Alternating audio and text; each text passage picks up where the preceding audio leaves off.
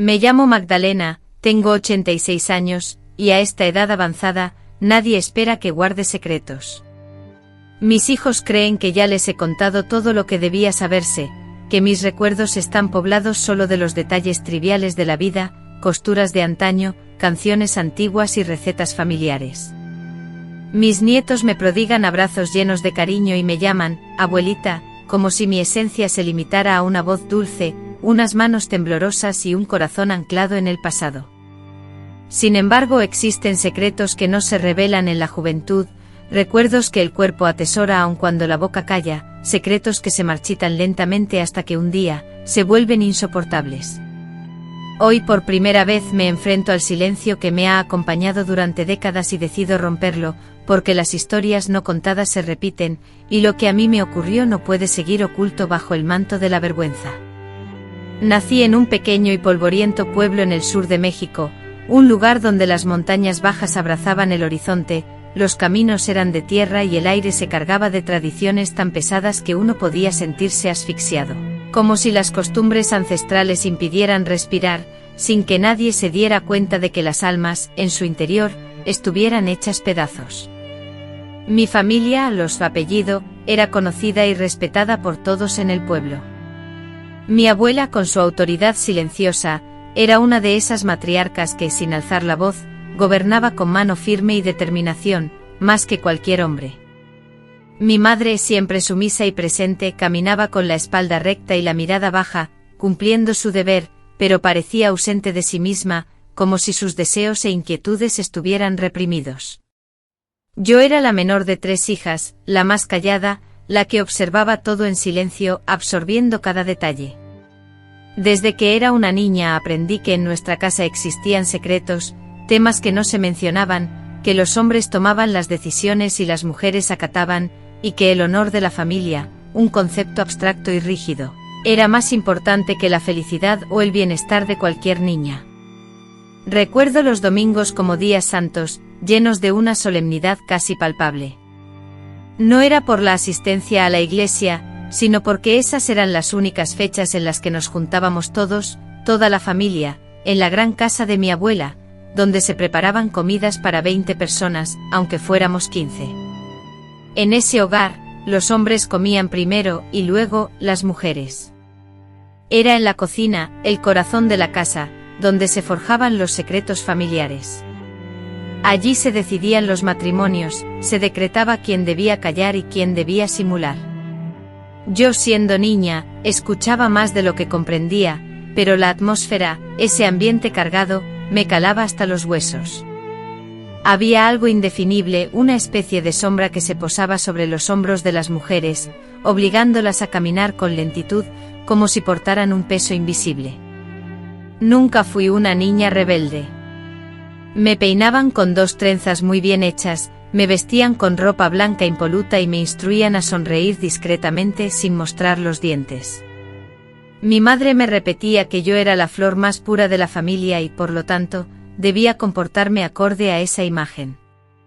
Aunque no lograba descifrar del todo el significado de lo que ocurría, la sensación de esa pureza impuesta me oprimía, como si una cuerda invisible se cerrara con fuerza alrededor de mi cuello.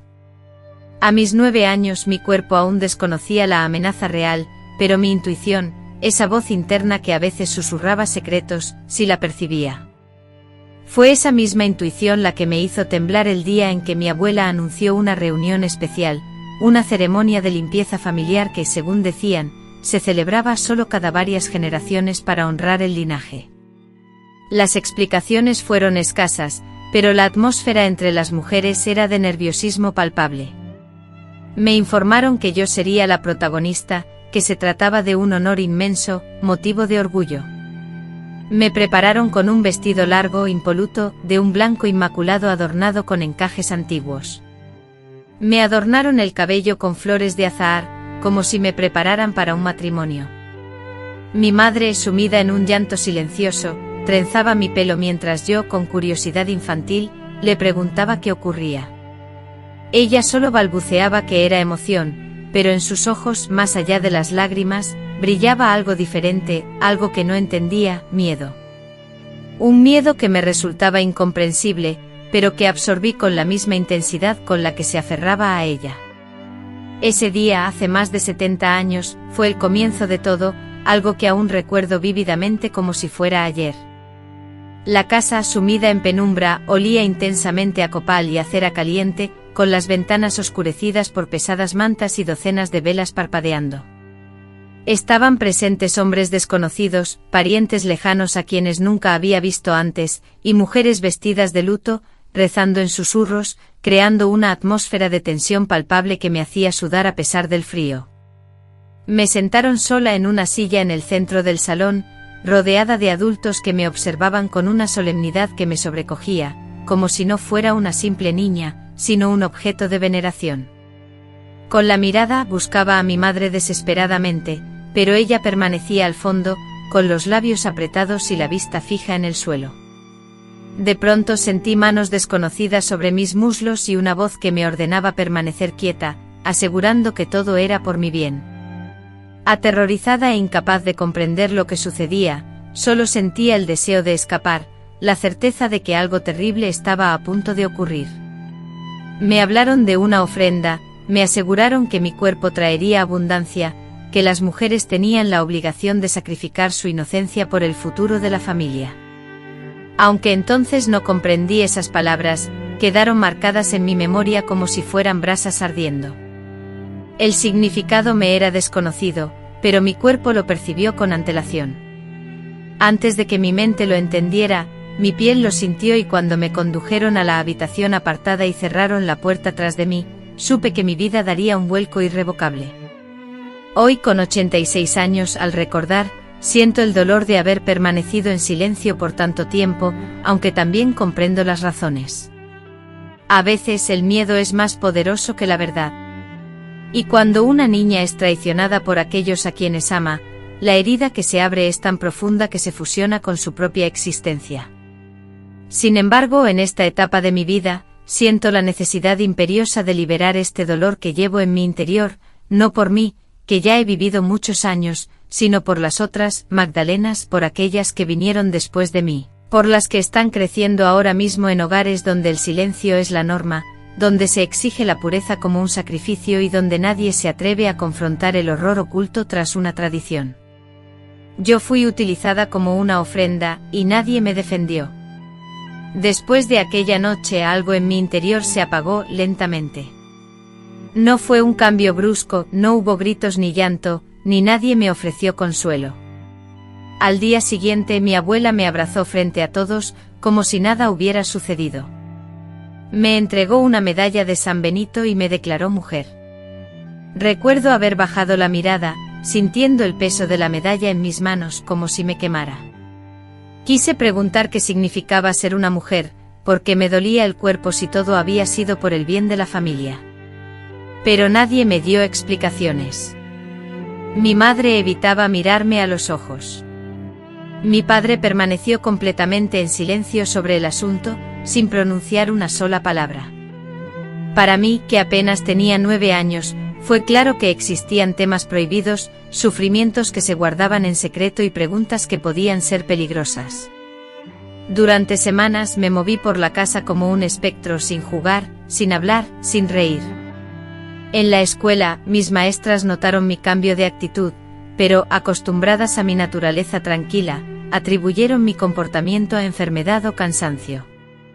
Nadie sospechó nada y, como podrían haberlo hecho en ese pueblo donde nuestra familia, tan respetada y religiosa, parecía intocable, continuábamos asistiendo a misa los domingos. Mi abuela, con su fervor, ocupaba la primera banca mientras yo, sentada al fondo con las piernas cruzadas y la mirada fija en el suelo, me esforzaba por no pensar. La iglesia entera emanaba un olor a incienso y a hipocresía, pero yo aún no tenía las palabras para definirlo. Un día, en plena clase, la maestra nos pidió que dibujáramos nuestra casa.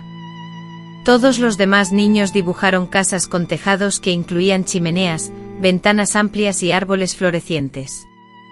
Yo, en cambio, dibujé una casa sin puertas ni ventanas, completamente descolorida.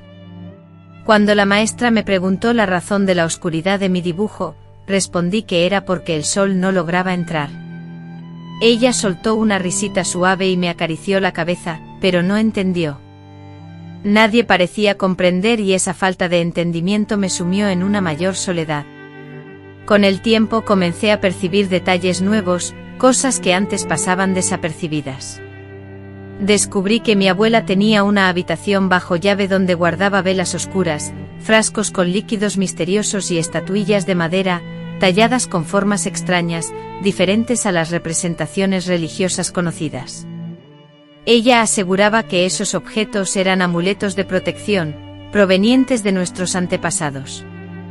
Fue entonces cuando comencé a entender que en mi familia existía una fusión entre la religión y antiguas creencias, ritos que se mantenían ocultos. Me hablaban del honor femenino, de la necesidad de preservar la pureza de la sangre y de resguardar el linaje familiar.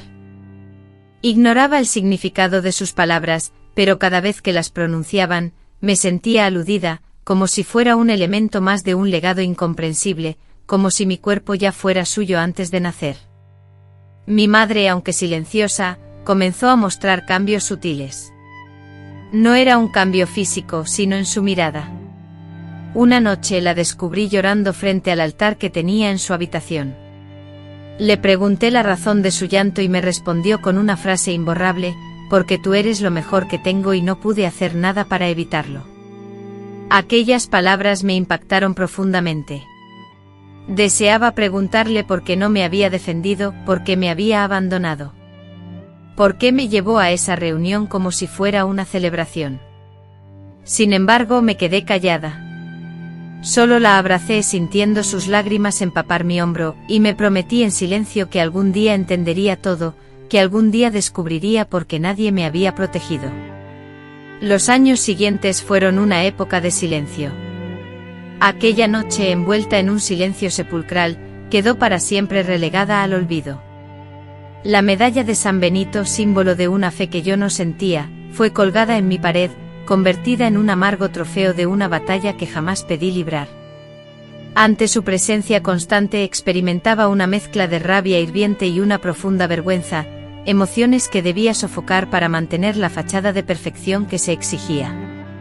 A mis 12 años, ya dominaba el arte de servir la mesa con elegancia, de moverme sin hacer ruido, de evitar la mirada inquisitiva de los hombres y de sonreír solo cuando la situación lo demandaba. Mi educación se basó en la discreción, en la sumisión, en la invisibilidad.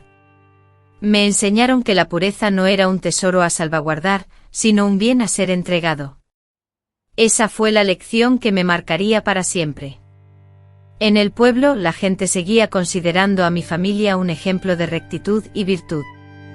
Escuchaba los comentarios de las vecinas, llenos de envidia: qué afortunada es Magdalena de haber nacido en esa casa, con la abuela tan recta que tiene. Ignoraban por completo que cada noche me sumía en pesadillas aterradoras. Despertaba empapada en sudor, ahogando gritos silenciosos.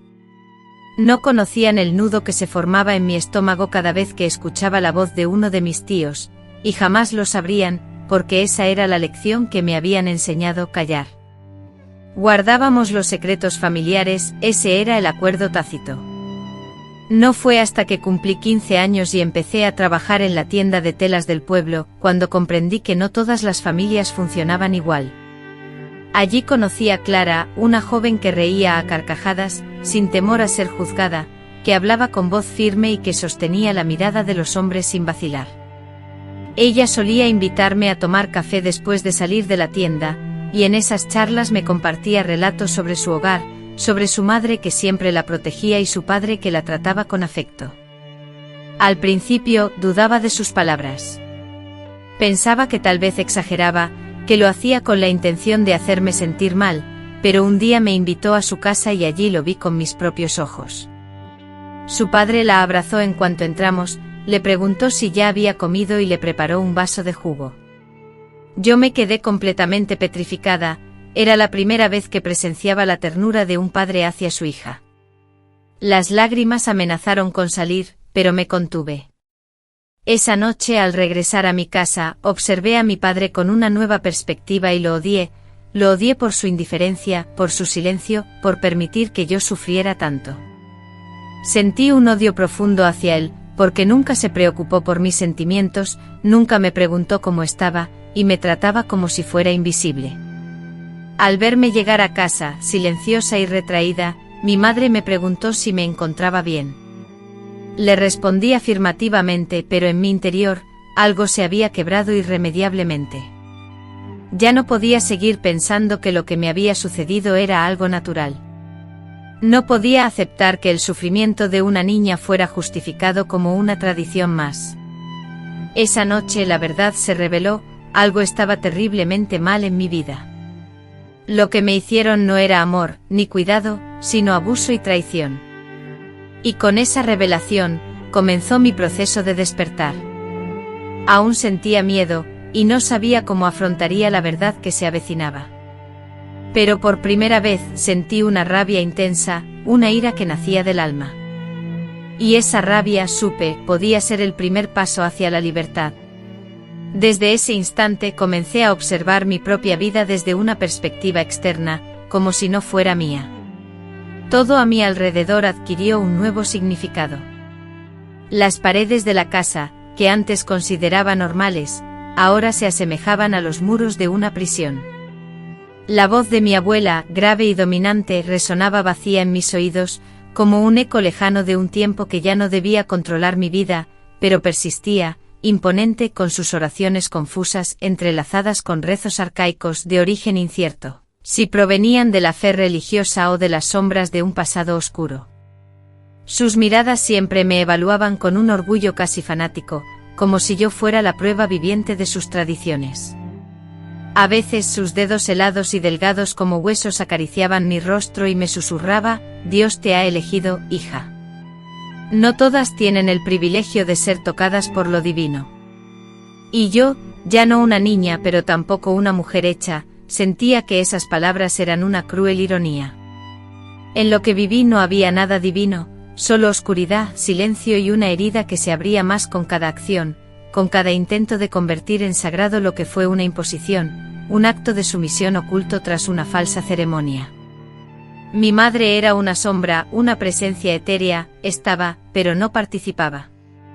Ella se dedicaba a las tareas del hogar, cocinaba, lavaba y tendía la ropa, y al anochecer encendía velas, creando una atmósfera de calma, pero evitaba cualquier conversación sobre el asunto que realmente nos atormentaba. Si yo con la mayor delicadeza intentaba siquiera insinuar el tema, sus ojos se inundaban de lágrimas y me suplicaba que no removiera el pasado, que no reviviéramos lo que ya había sucedido. En ocasiones se arrodillaba ante mí implorando perdón sin explicar la razón, besaba mis manos y me aseguraba que todo lo había hecho por necesidad, que no había otra opción, que su propia madre había sufrido algo similar. Yo no podía comprender cómo alguien podía justificar la entrega de su hija como si fuera una propiedad, argumentando falta de alternativas. Sin embargo, en su mirada quebrada, en ese cuerpo envejecido por el tiempo y la resignación, percibía a una mujer también víctima, aunque nunca lo admitiera abiertamente. No fue ella quien me encerró, pero sí quien mantuvo la puerta entreabierta para que me utilizaran. Y esa complicidad silenciosa me hería más profundamente que cualquier maltrato físico. El dolor era profundo, agudizado por la traición, porque provenía de la persona que se suponía debía protegerme y amarme, mi padre. Con él, la relación era simple, aunque cruel. Su silencio era absoluto, un vacío ensordecedor. Nunca me habló de lo ocurrido, ni siquiera me preguntó cómo me sentía, jamás demostró remordimiento o curiosidad alguna. Era como si mi existencia se hubiera vuelto invisible, como si, tras participar en la ceremonia, me hubiera convertido en algo impuro, indigno de su atención. A pesar de compartir la misma mesa, de saludarlo cada mañana, él evitaba mirarme a los ojos. Ignoraba si era vergüenza, culpa o simplemente indiferencia. Pero cada vez que pasaba cerca, cada vez que su sombra rozaba la mía, un escalofrío me recordaba cruelmente que no era amada, sino apenas tolerada, e incluso eso, solo en el pueblo.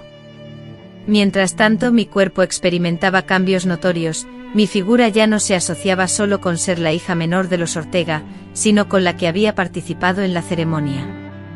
Algunas mujeres con miradas cargadas de respeto, parecían considerarme alguien que había logrado algo trascendental. Con compasión, las niñas de mi edad se apartaban de mí, negándose a invitarme a sus juegos. Cuando preguntaba la razón, sus madres, con palabras amables pero firmes, me excluían diciendo que cada familia debía seguir sus propias costumbres. Al principio no comprendía, pero pronto comenzaron los murmullos, que había sido ofrecida, que mi familia practicaba rituales antiguos, que yo no era como las demás, que los hombres me verían de manera diferente, que no sería una buena esposa, que había sido marcada. Fue entonces cuando la vergüenza me consumió, no solo por lo que me habían hecho, sino por lo que los demás creían que yo era. Comencé a esconderme, a usar ropa holgada, cubriéndome hasta el cuello. Dejé de ir al mercado, dejé de participar en las festividades del pueblo. Me volví invisible, impulsada por el miedo y la vergüenza, pero incluso en mi aislamiento, las miradas persistían, pues aunque el pueblo condenaba, el deseo no se extinguía.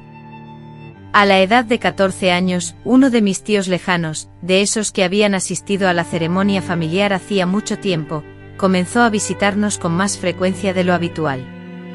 Aunque argumentaba que sus visitas se debían a asuntos relacionados con la tierra y propiedades familiares, siempre buscaba extender su estancia hasta altas horas de la noche. Con frecuencia me llamaba a la cocina, solicitando que le sirviera café. Su voz, melosa y empalagosa, me causaba una profunda sensación de incomodidad. Me interrogaba sobre si ya tenía pretendientes o si ya me habían pedido matrimonio. Recuerdo vívidamente una ocasión en la que me tocó la mano al tomar la taza de café, un gesto que me provocó un miedo inexplicable. Le conté lo sucedido a mi madre, pero ella me restó importancia, argumentando que era un hombre de confianza de la familia. En ese instante el eco del abandono resonó en lo más profundo de mi ser. Comprendí con amarga claridad que mis silenciosos gritos de auxilio quedarían ignorados. Fue entonces cuando encontré refugio en la escritura. Robaba hojas del cuaderno de cuentas de mi padre y me escondía en el desván, donde llenaba páginas y páginas con palabras que no podía pronunciar en voz alta. Escribía cartas, textos manuscritos en papel que nunca enviaba, documentos privados que guardaba en secreto y posteriormente quemaba por el temor constante de que alguien, alguna persona indiscreta, los descubriera y leyera mis pensamientos más íntimos. La escritura, el acto de plasmar palabras en el papel, fue lo único que me mantuvo a flote, mi salvación ante la tormenta. En esas páginas, en esas palabras, podía expresar mi dolor lacerante, mi sentimiento de ser utilizada, de sentirme mancillada, excluida, olvidada por el mundo, y el pavor constante de que mi futuro, mi sendero en la vida, ya estuviera predeterminado por fuerzas ajenas a mi voluntad. Escribía, y las lágrimas brotaban incesantes. Lloraba con furia, con la impotencia que paraliza, con esa rabia silenciada que se acumula en el alma cuando te arrebatan la capacidad de expresarte desde la infancia. La escritura fue el único canal que me permitía sentir, que me aseguraba que aún quedaba algo de mi ser intacto, algo que no podían corromper, que no podían convertir en una costumbre social o en un objeto de comercio. Los años transcurrían y con ellos mi adolescencia se transformó en una extensa y solitaria espera. Ningún hombre me pidió matrimonio. Nadie se acercó a mí con propósitos sinceros y transparentes. Me percibían como una figura ambivalente, demasiado venerada para algunos, y para otros simplemente demasiado inalcanzable. En las conversaciones sobre sacrificio, siempre me tomaban como ejemplo, un símbolo de entrega, pero nadie deseaba tomarme como esposa y llevarme a su hogar. Sentía dolor por esa exclusión, pero también un alivio profundo, pues la sola idea de entregar mi cuerpo por obligación, después de lo que había soportado, me aterraba. Ya había sido utilizada una vez, y no quería pasar el resto de mi vida siendo empleada de nuevo, aunque esta vez lo disfrazaran de amor. Fue entonces cuando conocí a Efraín, un muchacho que trabajaba en la panadería del pueblo. Sus manos blancas de harina, y su sonrisa tímida me saludaban cada vez que pasaba. Un día, sin mediar palabra, me ofreció un pan dulce. Lo tomé con desconfianza, pero también con hambre, pues hacía semanas que no probaba algo que no supiera a culpa. Efraín nunca preguntó nada, nunca me miró con lástima ni con deseo, sino con una ternura que me desconcertó. Empezamos a conversar, a veces en la plaza, a veces a la puerta de mi casa, cuando la noche envolvía al pueblo en silencio. Él solía compartir conmigo sus anhelos, su aspiración de trasladarse a la ciudad para estudiar repostería, el oficio que su madre le había enseñado y que ahora deseaba perfeccionar, mientras cuidaba de ella, que se encontraba enferma, con una dedicación conmovedora. Yo escuchaba atentamente en silencio, y poco a poco la confianza fue abriéndose paso entre nosotros. A su lado, la risa volvió a mí, los sueños renacieron, pero también el temor se instaló en mi corazón. Sabía que si me enamoraba, si permitía que alguien penetrara en mi alma, el doloroso pasado que me atormentaba resurgiría, cual enfermedad que corrompe todo lo que toca. Una noche, bajo la sombra protectora del árbol de mango que se alzaba junto al canal, le revelé mi historia. Me escuchó sin interrumpir, sin expresar la lástima convencional. No pronunció un simple pobrecita. No me abrazó de inmediato. Simplemente dijo: eso no fue tu culpa, Magdalena. Esas palabras tan sencillas me destrozaron por dentro. Nadie me las había dicho antes y las necesitaba con desesperación, tanto tiempo había pasado que ya había perdido la esperanza de escucharlas. Lloré aquella noche como nunca antes lo había hecho, y él me sostuvo, sin añadir palabra alguna. Pero el pueblo, implacable, no perdona. Cuando las miradas curiosas y los cuchicheos malintencionados se posaron en nosotros, la gente comenzó a hablar. Susurros se esparcieron por el pueblo diciendo que Efraín había perdido la razón, que cómo se atrevía a cortejar a una muchacha destinada a otro hombre. Mi abuela, escandalizada, me prohibió rotundamente cualquier encuentro con él. Mi padre, furioso, se enfrentó a Efraín, exigiéndole que se mantuviera alejado de mí. Mi madre, como era su costumbre, lloró desconsoladamente, pero no tomó ninguna acción. Yo, con 17 años y sin ningún lugar a donde ir, intenté resistir, intenté aferrarme a la felicidad que Efraín me brindaba, pero mis fuerzas eran limitadas. Al final, Efraín, superado por las circunstancias, se marchó a la ciudad. Antes de irse me dejó una carta prometiendo esperarme, asegurándome que estaría a mi lado cuando yo estuviera preparada. Nunca le respondí, no por falta de amor, sino porque sentía que no merecía su sacrificio.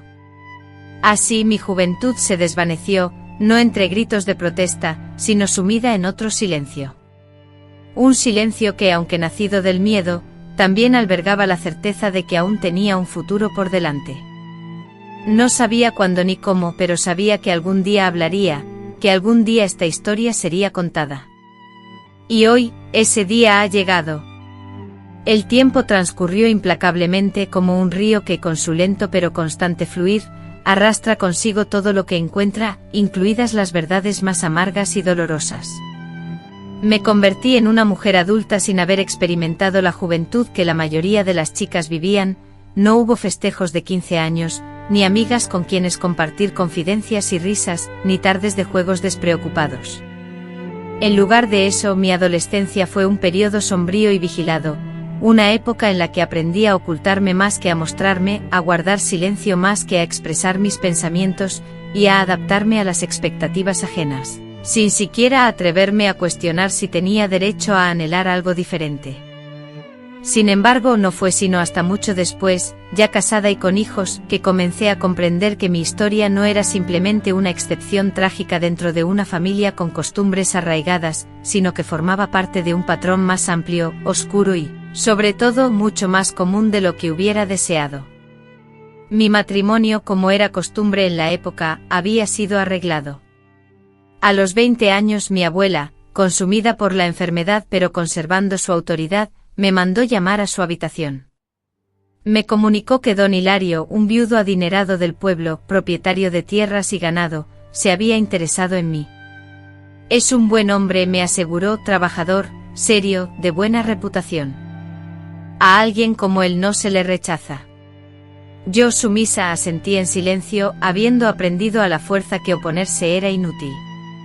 Don Hilario me superaba en edad por mucho, con una voz áspera y una mirada que me obligaba a bajar los ojos. Nunca me demostró afecto, pero tampoco me maltrató, me trataba como quien trata a algo útil, sin emoción, sin cariño, como si yo fuera un objeto más en su propiedad. La boda fue sencilla, sin adornos, sin alegría, sin gestos de felicidad genuina. Mi madre lloró al despedirme, pero no me abrazó. Mi padre no se presentó. Mi abuela, en cambio, bendijo mi vientre con un puñado de hierbas secas, dejando claro que lo que importaba no era yo, sino la descendencia que pudiera procrear. Durante los primeros años de mi matrimonio con Hilario, la vida era gélida y monótona. Él se marchaba al trabajo antes del amanecer y volvía cuando el sol comenzaba a esconderse. Las comidas eran en silencio, y se retiraba a dormir antes de que la luz del día se extinguiera por completo.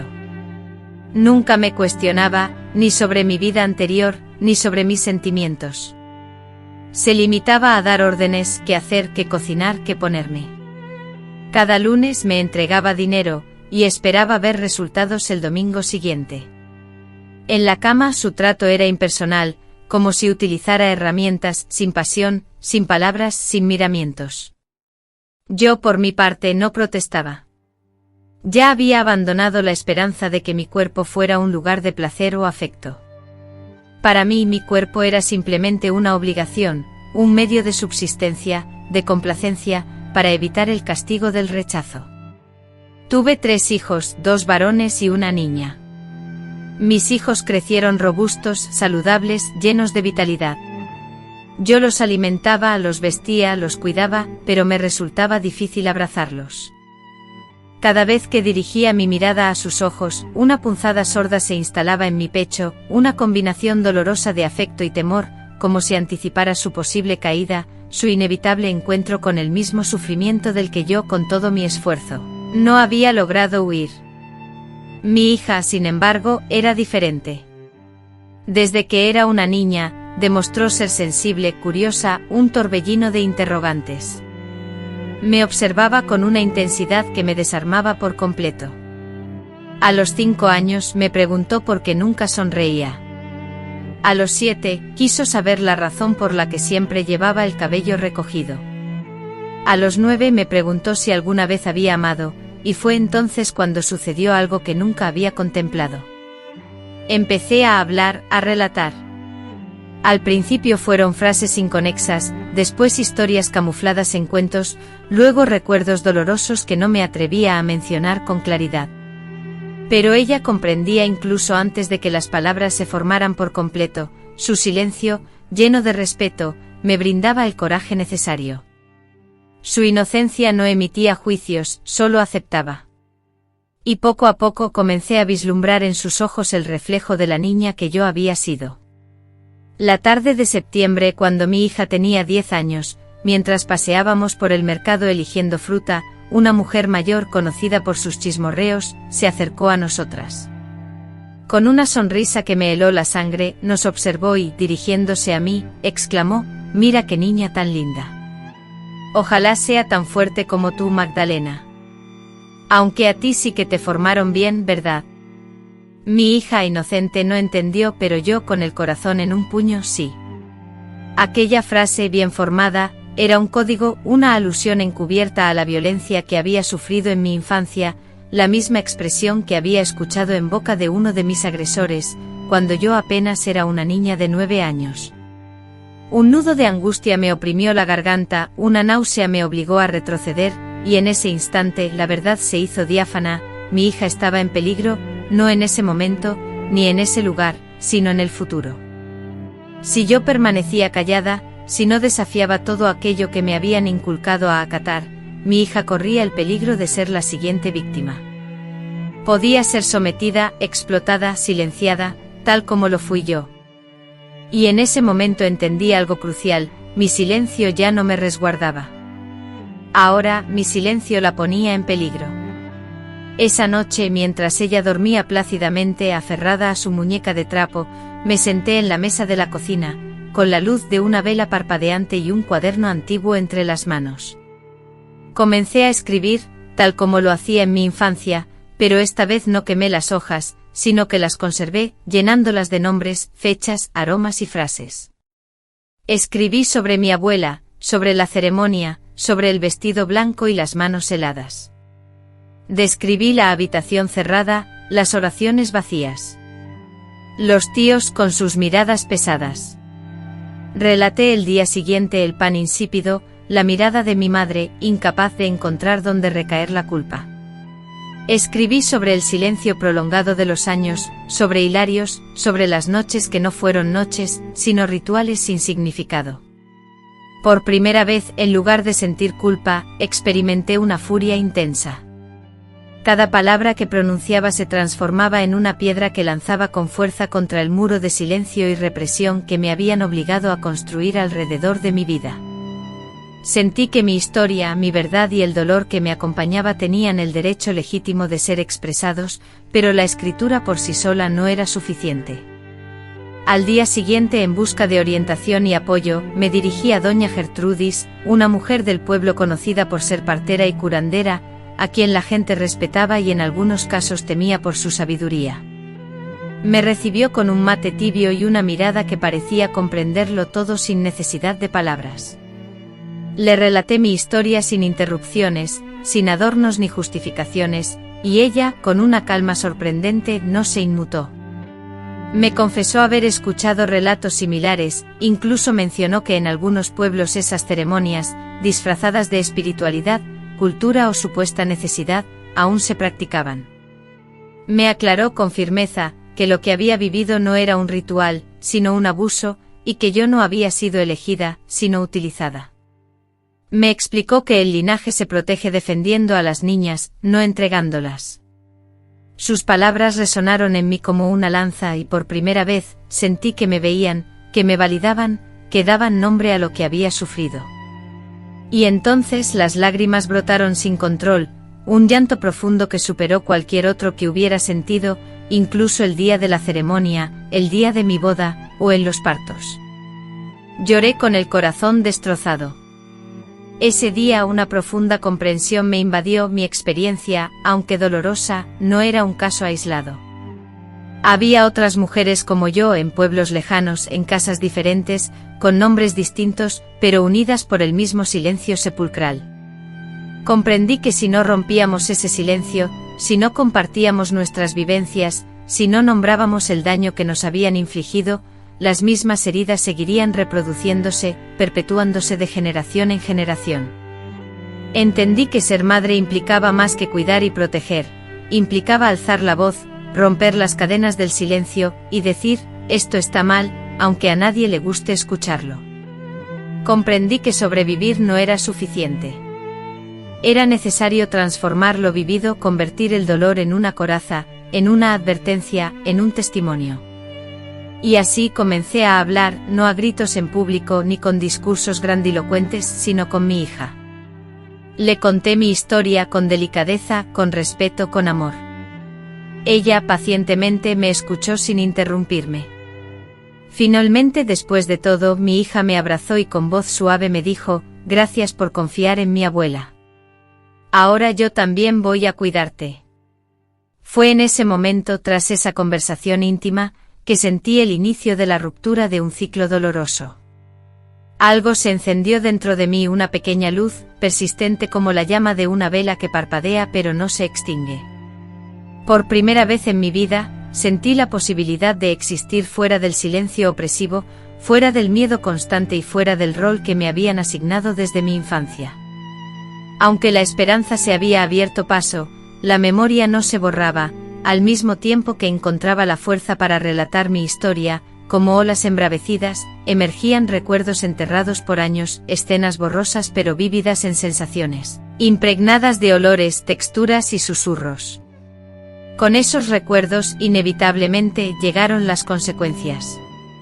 Romper el silencio no solo despertó una nueva voz en mí, sino que también desató la resistencia del mundo que había prosperado en ese mismo silencio, una resistencia que pronto se manifestó con toda su crudeza. Aunque hacía ya muchos años que mi abuela había fallecido, su influencia y presencia seguían sintiéndose profundamente en cada aspecto de nuestra familia.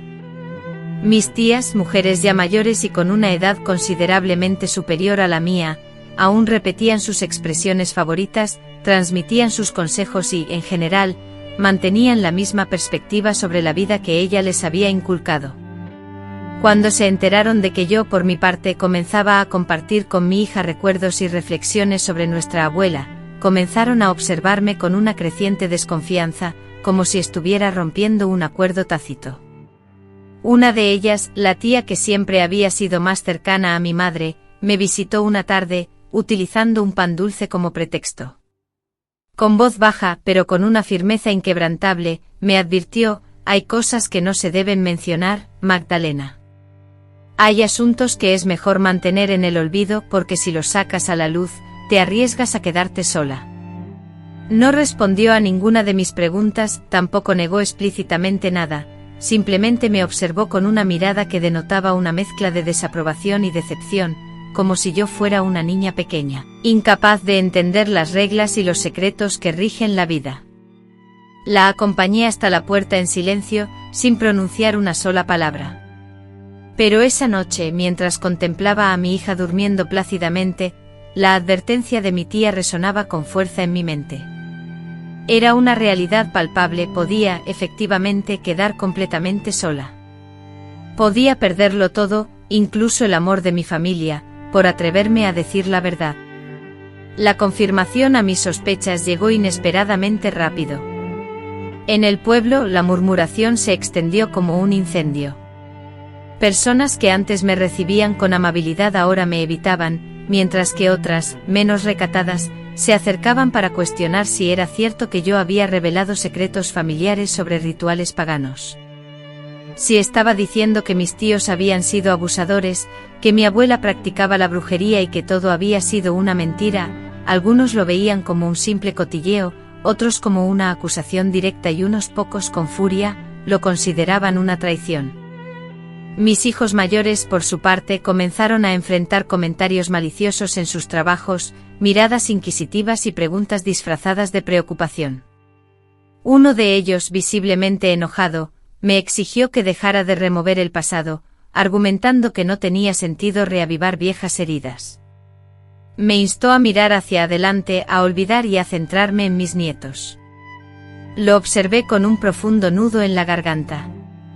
¿Cómo explicarle que mi intención no era infectar el futuro con mi sufrimiento, sino evitar que la historia se repitiera? ¿Cómo lograr que entendiera que mis palabras no surgían del odio, sino del amor, de la necesidad de que la verdad saliera a la luz? Traté de explicarle, sumergí en detalles la historia, compartí mis miedos, el dolor que me carcomía, el silencio que me ahogaba.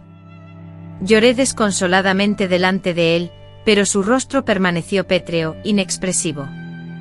Me acusó de mentir, de difamar a su abuela, a quien veneraba como una santa, y de mancillar la memoria de su padre, un hombre que jamás hubiera consentido semejantes actos, según él. Me suplicó que me detuviera, advirtiéndome que, de continuar, se alejaría de mí para siempre. Aquella noche la angustia me impidió conciliar el sueño. Sentí que el mundo se desmoronaba a mi alrededor. Durante años me había aferrado a la esperanza de que al revelar la verdad, encontraría la sanación y ahora, descubría que también corría el riesgo de perder a las personas que más amaba. Sin embargo, algo en mi interior me impedía retroceder. No después de haber empezado a hablar, no después de haberle prometido a mi hija que jamás permitiría que una niña fuera sacrificada en nombre de una tradición perversa. Volver a callar habría sido traicionarme a mí mismo. La atmósfera en la casa se volvió irrespirable y mi padre, a pesar de su avanzada edad y evidente cansancio, comenzó a lanzar comentarios sarcásticos durante las comidas, envenenando aún más el ambiente. Esa noche me cuestionaba si revelaría un secreto desconocido, o si llamaría a la radio para acusar a los difuntos. Yo en silencio observaba, con la frialdad serena que surge tras presenciar la mayor crueldad humana, sin temor ya. Él, sin embargo, sí lo sentía, su andar vacilante, su evasión de mi mirada lo delataban, pues sabía que, aunque no participase en la ceremonia, formaba parte del sistema que me había silenciado. También se había aprovechado de mi sumisión, de mi sufrimiento transformado en obediencia, y ahora temía que sus cimientos, tan ordenados y apacibles, se desmoronasen con mis palabras. En cambio, mi hija, mi único consuelo, me escuchaba cada noche, me abrazaba, me formulaba con ternura preguntas que yo misma no me atrevía a plantearme. Me acompañaba en mis paseos, me impulsaba a escribir, me expresaba su orgullo, y gracias a ella, un día me decidí a compartir mi historia con otras mujeres del pueblo. Comencé con una vecina anciana, doña Elvira, a quien siempre había considerado distante y reservada.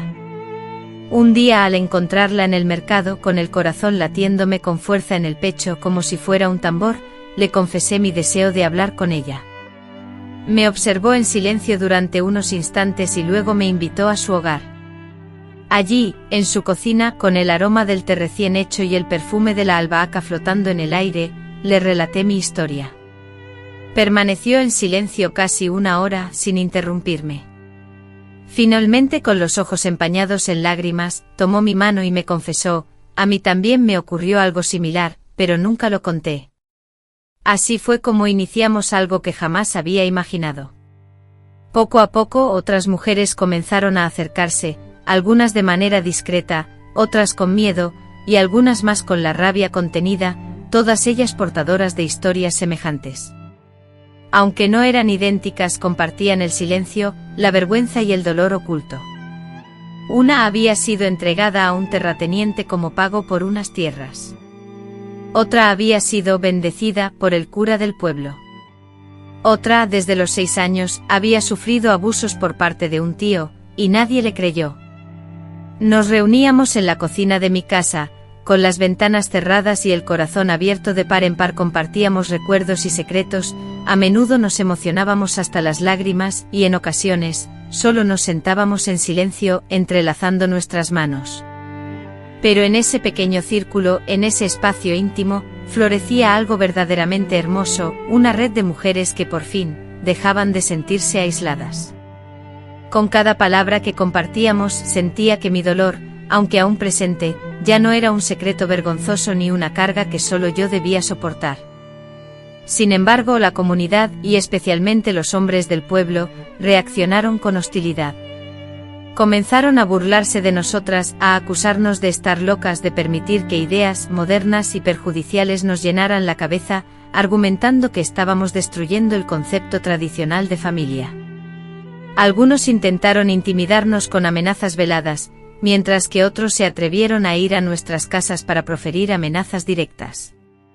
Una noche, mientras nos reuníamos, arrojaron piedras al tejado, y en otra ocasión, rompieron una de las ventanas. Mis hijos, preocupados por nuestra seguridad, me suplicaron que detuviera esas reuniones. Temían que todo terminara mal, pero mi hija, con una determinación inquebrantable, les respondió con firmeza: lo que terminó mal fue lo que sucedió hace 40 años. Lo que mi madre está haciendo ahora es reparar el daño que ustedes prefieren ignorar.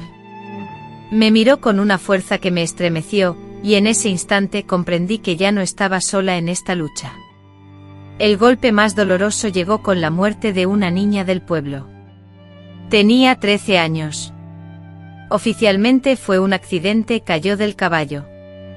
Pero semanas después, la madre, consumida por el dolor, vino a mi casa. Me contó que su hija había asistido a una reunión familiar especial pocos días antes. A su regreso, la niña era diferente, asustada, reacia a hablar. Sangraba por las noches y repetía que todo estaba bien. El accidente parecía extraño, algo no encajaba. No pude demostrar nada, nadie pudo, pero en sus ojos vi el mismo terror que había visto en los de mi madre. Entonces entendí que lo que nos había sucedido a nosotras no era cosa del pasado, seguía ocurriendo. Y si nosotras no rompíamos el silencio, otras niñas seguirían cayendo en las mismas trampas, disfrazadas de tradición, de deber, de obediencia. Esa noche supe que no había vuelta atrás, que el precio del silencio era demasiado alto, y que no solo debía contar mi propia historia, sino también ayudar a otras a contar la suya. Y de pronto, sin entender del todo cómo, me transformé en algo que jamás había soñado ser, una anciana rebelde, una mujer que incomodaba, una abuela que había dejado de lado las agujas y la lana para tejer, en cambio, verdades dolorosas. La muerte de esa niña fue como un trueno que rasgó el silencio opresivo del pueblo, una herida abierta que nadie, absolutamente nadie, podía ya ignorar. A pesar de que oficialmente todo fue silenciado como tantos otros sucesos olvidados, sin nombre ni justicia, las mujeres que nos reuníamos en mi cocina sabíamos que aquello no había sido un accidente. Éramos conscientes de que algo terrible había sucedido en esa casa, durante ese evento, en ese maldito ritual que algunos, aferrados a su tradición, seguían defendiendo como sagrada herencia ancestral. Y fue precisamente ese instante, esa tragedia desgarradora, la que encendió en mí no solo una furia inmensa, sino también la firme resolución de no volver a callar jamás. Ya no era suficiente compartir secretos a escondidas, ya no era suficiente escribir en cuadernos ocultos o reunirnos en la penumbra. Si verdaderamente deseaba romper con todo aquello, debía hablar sin tapujos, donde más doliera. Debía encarar a quienes me habían lastimado y denunciarlos con valentía. A pesar del miedo que me hacía temblar las piernas, a pesar del nudo en la garganta que dificultaba respirar, y a pesar del riesgo de perder lo poco que me quedaba, era imperativo enfrentar la verdad sin disfraces, sin oraciones huecas y sin excusas. El primer paso, y el más arduo, fue recopilar pruebas. La tarea se complicaba porque muchos de los hechos habían ocurrido hace décadas, muchas de las personas involucradas habían fallecido, y los abusos sufridos por mí y otras niñas no estaban documentados en ningún lugar, ya que el secreto y el silencio absoluto formaban parte del pacto. Sin embargo, algo que nadie podía borrar era la palabra, mi testimonio, mi verdad y la de las otras. Por eso, con el consentimiento de cada mujer, comencé a grabar nuestras conversaciones en mi casa. Juntas detallamos por escrito cada recuerdo, construyendo una línea de tiempo, identificando nombres, fechas y lugares. Algunas recordábamos gestos, frases, miradas e incluso olores específicos. Cada recuerdo era una pieza del rompecabezas y a medida que lo íbamos armando, el patrón de lo sucedido se hacía cada vez más claro. Nos dimos cuenta de que no éramos incidentes sueltos, sino parte de un sistema perverso, un sistema diseñado para favorecer a los hombres y mantener a las mujeres en un estado de sumisión. La parte más dolorosa era observar cómo muchas mujeres, nuestras propias madres, abuelas y tías, también participaban como cómplices, adiestradas desde siempre para perpetuar el mismo ciclo, incapaces de imaginar una vida diferente. Fue entonces cuando decidí escapar del pueblo. Con mi hija viajamos a la ciudad, donde encontramos una organización que brindaba apoyo a víctimas de la violencia. Llevamos con nosotras notas detalladas, grabaciones y cartas que documentaban nuestra situación. Una abogada joven con una expresión seria, nos recibió y escuchó atentamente durante horas. Al finalizar, guardó un largo silencio y luego nos dijo, «Esto es enorme. Es más grande de lo que ustedes creen, pero también es peligroso. Si hacen público esto, van a destapar muchas cosas». ¿Están seguras de esto? La miré a los ojos, con la memoria de toda una vida acumulada y le respondí, sin dudarlo, ya viví con miedo. No pienso morir en silencio. Ella asintió, sellando así el inicio de un nuevo capítulo en nuestras vidas. Determinados a romper el silencio, decidimos compartir nuestra historia en una emisora de radio local. Aunque resguardamos nuestra identidad, revelamos detalles precisos sobre la oscura práctica de las ofrendas en ceremonias familiares, cómo se disfrazaban de tradiciones religiosas, y el horroroso ritual de preparar a niñas como si fueran novias para entregarlas a hombres adultos. Describimos las secuelas del trauma, la profunda soledad y el largo silencio que nos había oprimido. Al principio mi voz, aunque experimentada y decidida, tembló, pero pronto encontré una fuerza interior que desconocía poseer. La respuesta del público fue inmediata, algunas mujeres del pueblo llamaron, entre lágrimas de gratitud, mientras que otras, furiosas, negaron rotundamente la veracidad de nuestros relatos. Sin embargo, el impacto ya era palpable. Aquello que había permanecido oculto por generaciones, ahora flotaba en el ambiente como un viento indomable. Las represalias no se hicieron esperar, mi casa fue pintada con insultos y mis hijos, una vez más, me enfrentaron. Uno de ellos, incluso, dejó de dirigirme la palabra. Él me acusó de destruir la imagen de la familia, de ser desleal y de inventar una historia, solo para llamar la atención. Esa noche rompí a llorar desconsoladamente, pero no por mí sino por él, por su ceguera, por la profunda herida que debía llevar dentro para justificar a quienes nos habían lastimado. A pesar de todo, no lo culpé, entendía que él también había sido criado en el mismo sistema, enseñado a valorar el honor por encima de la verdad. Aunque el dolor de perderlo era inmenso, sabía que no podía retroceder. Poco después recibí una llamada del sacerdote del pueblo, quien me instó a dejar de hablar. Me acusó de generar división, de sembrar odio y me instó a perdonar y olvidar.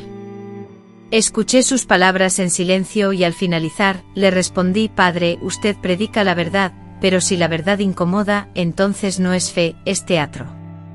Acto seguido colgué el teléfono y nunca más volví a pisar esa iglesia. La fe que me habían enseñado estaba tan corrompida como las raíces de mi propia familia. Y entonces finalmente llegó el día más difícil.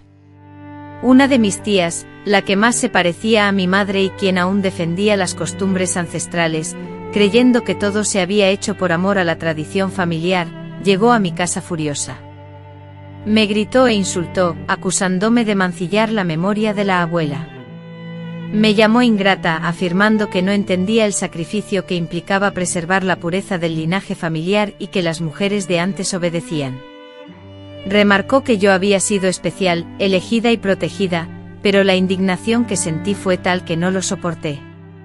Me levanté de la silla, sintiendo una rabia desconocida, y le grité con voz firme: a mí no me eligieron, a mí me utilizaron.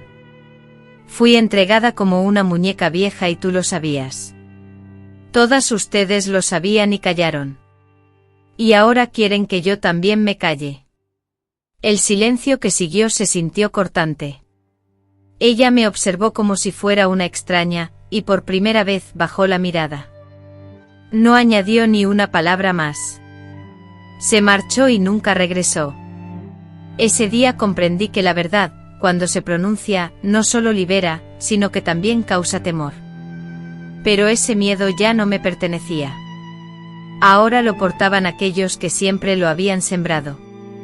A pesar del temblor interno, experimenté una sensación de fortaleza, de vitalidad, de valía.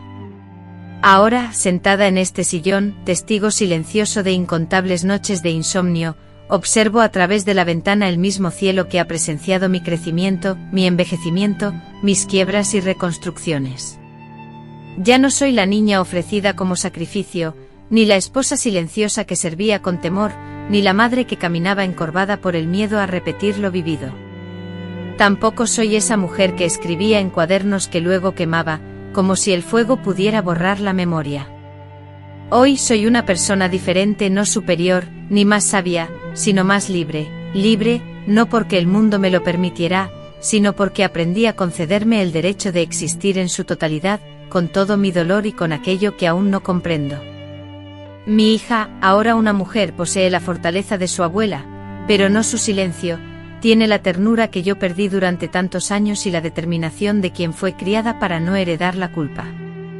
Ella me protege y me respeta, se interesa genuinamente por mí, haciéndome preguntas que jamás me atreví a formularle a mi propia madre. Además escribe de forma similar a mí, pero a diferencia de mí, no destruye sus escritos, los conserva, los lee en voz alta y los comparte. Ella afirma que nuestras experiencias son valiosas y que las poses y actitudes de las abuelas son el lazo que sana las heridas emocionales de las nietas.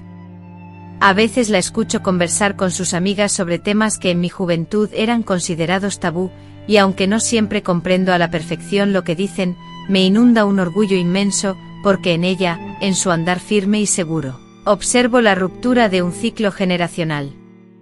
Saber esto me brinda una tranquilidad que desconocía. Con el tiempo mis hijos regresaron, cada uno a su manera, algunos se disculparon, otros guardaron silencio con culpa, y otros simplemente se sentaron a tomar mate sin decir nada. Nunca los forcé a entenderme, pues aprendí que el perdón no siempre implica una comprensión inmediata. Recibí su retorno como una manifestación de cariño y a la vez, como un avance en su proceso de curación personal, dado que ellos también se formaron en el mismo entorno que me afectó. Si bien no sufrieron de la misma manera, igualmente soportaron la represión, la distancia emocional y la exigencia de obediencia ciega.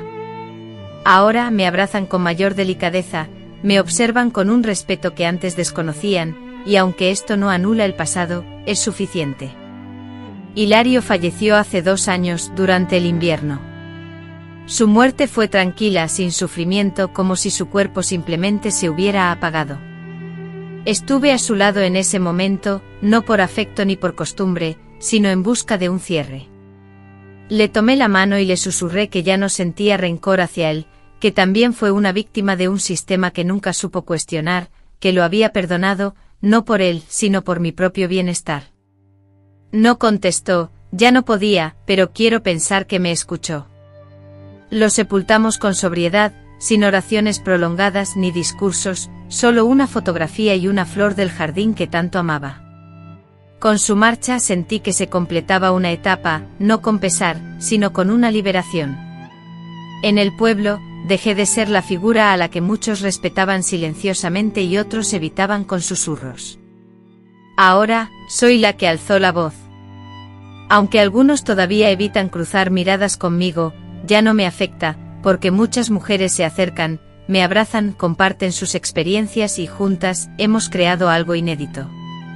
Un espacio donde es posible decir, me dolió, no fue justo, no era mi culpa.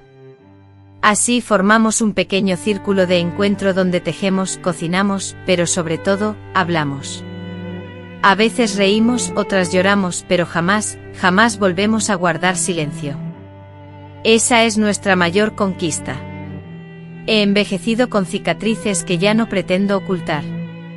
Las menciono, las explico, las ofrezco como advertencia y también como herencia. Pues he aprendido que el dolor silenciado se corrompe, pero el dolor compartido se convierte en semilla, en defensa, en guía. Quiero compartir con ustedes, los que me escuchan, no solo una narración de dolor, sino un relato de fortaleza, no la imagen de una vida rota, sino la resonancia de una voz que, aunque en ocasiones vaciló, nunca se apagó por completo.